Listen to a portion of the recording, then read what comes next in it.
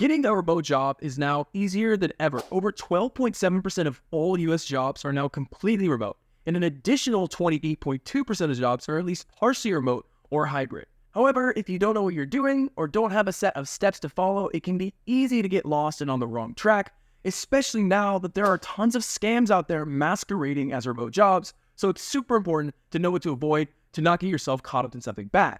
If you follow the steps in this video, especially my big secret at the end, I'm confident that you will be able to get a remote job. In fact, if you follow the steps entirely and stick with it, I practically guarantee it. My name's Connor, and I've worked several remote jobs, as well as earned 6 figures freelancing remotely, and taught others to find and make much more. Lately, our company has hired several remote employees, so I also know what companies are looking for from a hiring perspective when it comes to remote work. Make sure to leave a like because I'll be sharing all my secrets in this video, as well as the secrets I've got from consulting with dozens, including both remote hiring managers and successful hires. Now, there are 2 ways to get started. The first way is to find a remote job from the beginning. The second way I'll call the Tim Ferris Method, and I take this from his book, The 4-Hour Workweek. His book has gained a cult following over the years, and this was one of the very first books to discuss the idea of working remote. Tim's process involves starting with the job that you currently have. It starts off by increasing your value at work. Before proposing any changes, ensure that you're a valuable asset to your company. The more indispensable you are, the more leverage you'll have in negotiation. The second step is to start small. This means proposing a temporary remote work arrangement as a test, perhaps starting with 1 day a week. Ideally, you're choosing this at a period which you know you can significantly outperform your office-based output. Then you have to prove increased productivity. Tim recommends using this period to demonstrate that remote work can lead to higher productivity. This might involve subtly proving that you might accomplish more in uninterrupted remote work environments outside of the office. The next step here is to prepare your proposal. When proposing remote work, focus on how it benefits the company rather than how it benefits you. Highlight potential productivity gains, cost savings for the company, and how it can lead to better results for your team or department. Then, the next step here is to implement tools for remote work. This means you can suggest specific tools and technologies that can help manage your task and maintain your communication with your team while you're working remotely. This can include product management software, video conferencing tools, and instant messaging platforms. Now, the next big step here is during this period, it's important to measure your productivity. During this trial period, meticulously document your productivity and the quality of your work. You'll need concrete results to make a compelling case for extending your remote work. Once you've done this, now it's important to present the results to your boss and your team. After your trial period, present your results to your manager or decision makers, highlight your achievements, show how you've exceeded performance expectations, and how remote work can continue to benefit the team. The next stage from here is negotiating full-time remote work. If your trial is successful, propose a more permanent work arrangement. Use the evidence from your trial period to negotiate terms that are beneficial for both you and the employer. In the 4-hour work week, Tim starts 1 day a week, then moves that to 2, to 3, to 4, until finally negotiating completely remote work, as he's proved he's a more productive worker when outside of the office when able to work in an uninterrupted remote environment. The 4-hour work week came out well over a decade ago, but the principles have only become more and more true every year. Now, this principle is not going to work with every employer. If you work for a big employer that doesn't allow any remote work or non-traditional work arrangement, this is probably not going to work. If you work for a small employer or job that requires your physical presence, this is probably not going to work. But for a lot of people, the strategy is worth a shot, especially if you like your current job and have built up a relationship with your managers and your team. If you're in the boat where you don't have a job yet, or this idea won't work for your current job, then we'll have to look at method number 1, which is finding a remote job from scratch. Luckily for you, there are more remote jobs than ever. Thanks to the power of the internet, employers have started to realize that employees are able to complete the same work they would complete in the office outside the office from anywhere in the world. By offering remote positions, they're able to tap into a larger work pool rather than just workers in their city. 2020 became a big catalyst for this, as most all employers were required to go remote and try it out.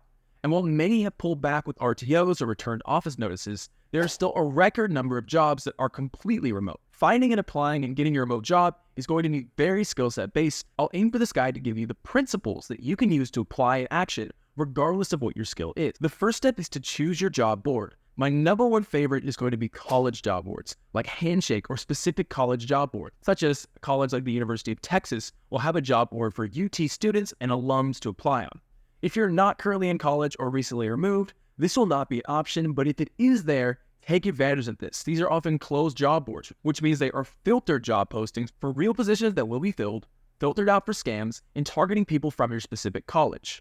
A big issue that a lot of people will run into when applying for remote jobs is unserious listings, or even worse than that, scams. Later, we'll talk about how you can keep your eye out for fake and scam job listings. But a big reason why I like these college job boards so much is because you can avoid these scams and apply without worry.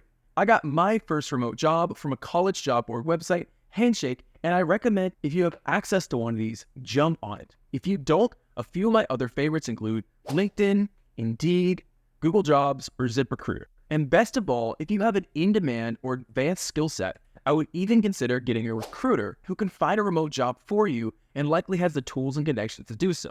But for each of these job boards, there will be an option to search for jobs that are completely remote. Of the job boards that I mentioned, LinkedIn is my favorite, so that's what I'll be using for demonstration purposes. It's also what our company uses when we're hiring remote workers, so I can provide a little bit of the inside scoop of what we look for. Because we're applying directly on LinkedIn, first off, it's going to be important to have your LinkedIn fully filled out. This means a profile picture, a tagline, fill out that about section, and most importantly, your past experiences and your connections. This means your profile picture, ideally something professional or something of you that captures your role. A tagline, there's definitely a right and wrong way to use your LinkedIn tagline. An about section that says a little bit about you, and most importantly, your past experiences with a detailed description of each role and some connections on your LinkedIn. Don't overthink it beyond that. And there's also plenty of videos on YouTube discussing how you can make the most out of your LinkedIn page. It's also, just like any other job, going to be very important for you to create a great resume. There's entire videos out there and guides providing advice on how to do this, but some important things to help you that I've seen done wrong all the time include, number 1, make sure to keep it to one page. Number 2, keep the formatting standard. No crazy colors or decoration. Number 3, put the most important things right away. When I'm going through applicants for a position, oftentimes there's going to be 100 plus. And oftentimes, each one only gets a few seconds to grab my attention. That's why it's important to grab attention immediately. And this should be done through the work and experience and skills you had, not by the stylization of the resume. This is extremely important when they're getting viewed digitally and not even a printed copy. Also, formatting. Make sure to always use PDFs unless something else is requested. The second big place where people make a mistake is they don't treat this process as serious as they would with an in-person job. With an in-person job, typically you'll have in-person interviews, you'll meet one-on-one with the team, and without these things, and it just being over the internet, it's easy not to take it as serious. But this can really hurt your chances. But back to the search process. Once you got your LinkedIn and your resume built out, we can start the search. Once again, select that you're looking for remote jobs only, unless you're willing to start in a hybrid role, and in that case, you can select that as well.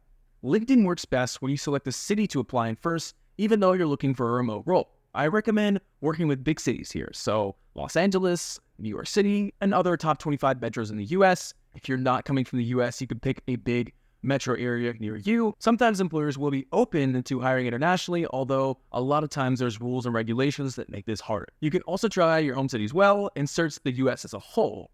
I do try to avoid this though, as this is where you'll run into the most scam. Once you've selected a location, you can now filter by job type. Now, I imagine there are people watching this already well deep in a specific career path, as well as those who have not started down one yet, and I'm sure many people that are in between the whole spectrum. If you know what type of job you're looking for, you can go ahead and select it in the title, job industry, and job function tabs. If you aren't already deep down a career path, you may want to consider looking at an industry or role that has a higher percentage of remote workers. Now, you can find remote jobs in virtually every industry and role as long as it doesn't require your physical presence like a factory worker. But some roles and industries are going to have much higher percentages of remote jobs, some having over 30% of the roles in that industry or sector completely remote. FlexJobs has a list of the 16 most common remote roles, which include the roles of accountant, account manager, bookkeeper, business development manager, customer service, data entry, developer, online tutor specifically teaching a language, social media manager, virtual assistant, and writer. And I'll add a few to this list. Anything in IT, data science and analytics, and anything in the e-commerce sector. I think these 3 are the 3 biggest areas that you'll find a remote job.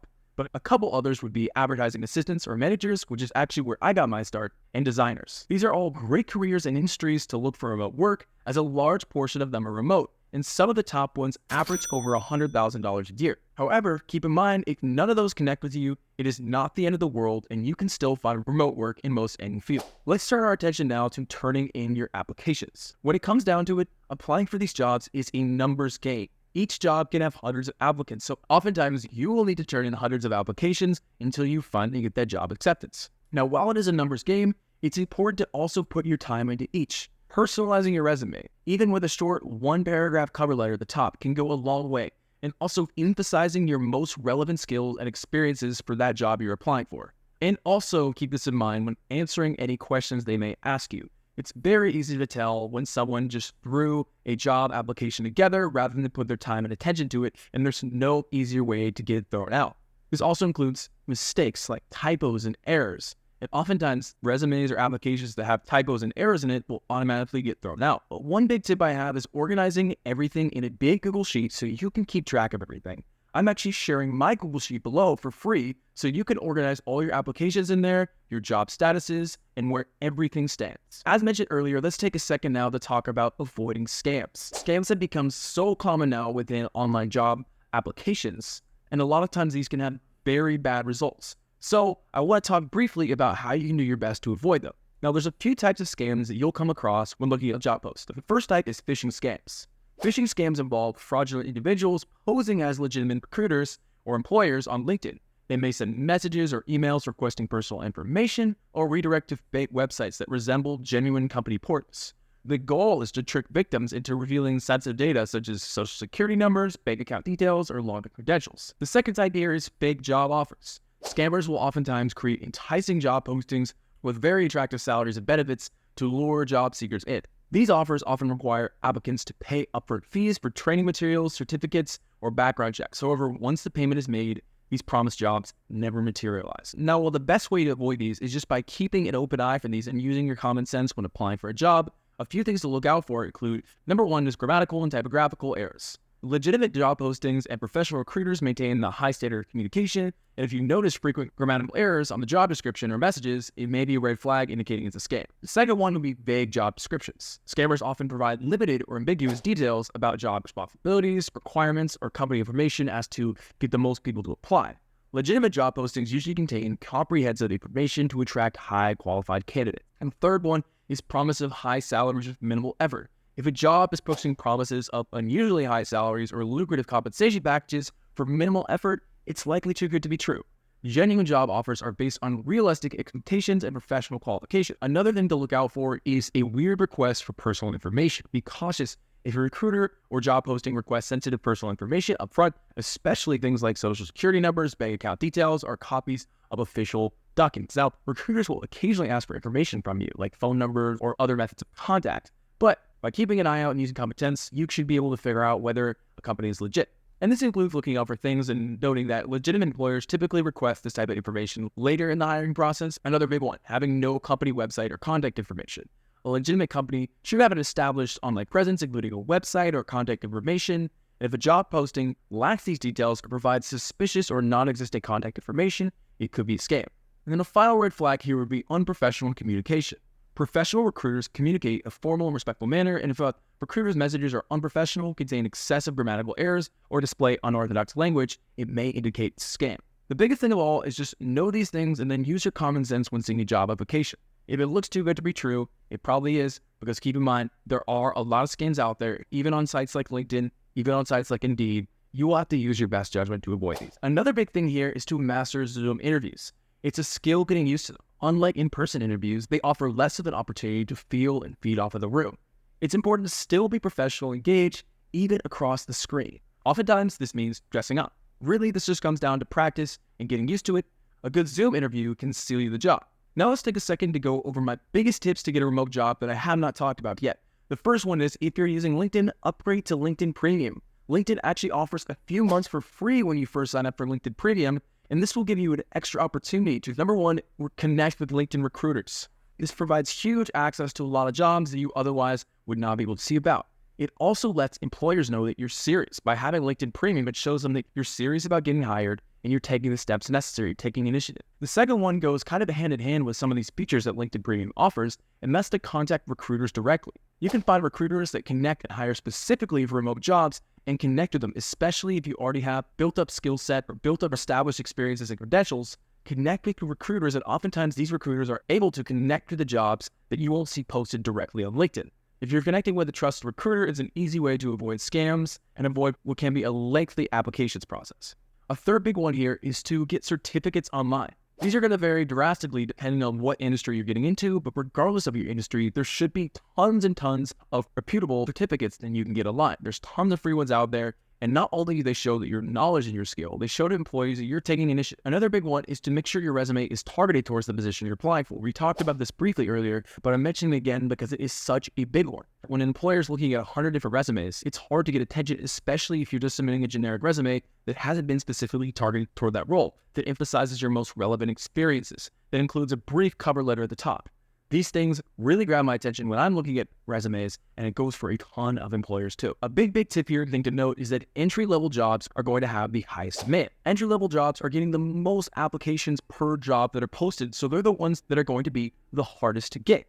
Now, what does this mean? Now, this means a few things. If you already have enough experience and training in your field where you can apply for a non-entry-level job, this will shortcut you and enable you to find and get an online job much faster. Now, if you are in that position where you already have the skills and training and you are looking specifically for an entry-level job, it is not the end of the world. You can still find it. Just know that these jobs are going to have the most competition. Something that a lot of people do is go through this entry-level job process at an in-person or hybrid job, and then once they built up that experience, they're able to leverage that into getting a remote job with their company or another company. That is something that they prioritize. Now, I believe that if you follow all of the steps, it's incredibly likely, given you put the time in, that you can get yourself a remote position. That can mean a whole month or longer of applying, staying on top of it, and constantly making improvements, but in the long run, that is an amount of time that is well worth it if that means getting a remote job for life. Now, if you're unable to and want to get started right away, the one thing I love and always recommend is freelancing. Freelancing enables you to work from anywhere in the world,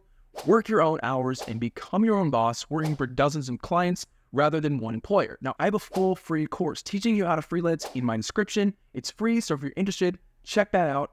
And if this video helped you, make sure to subscribe, and I will see you guys next time.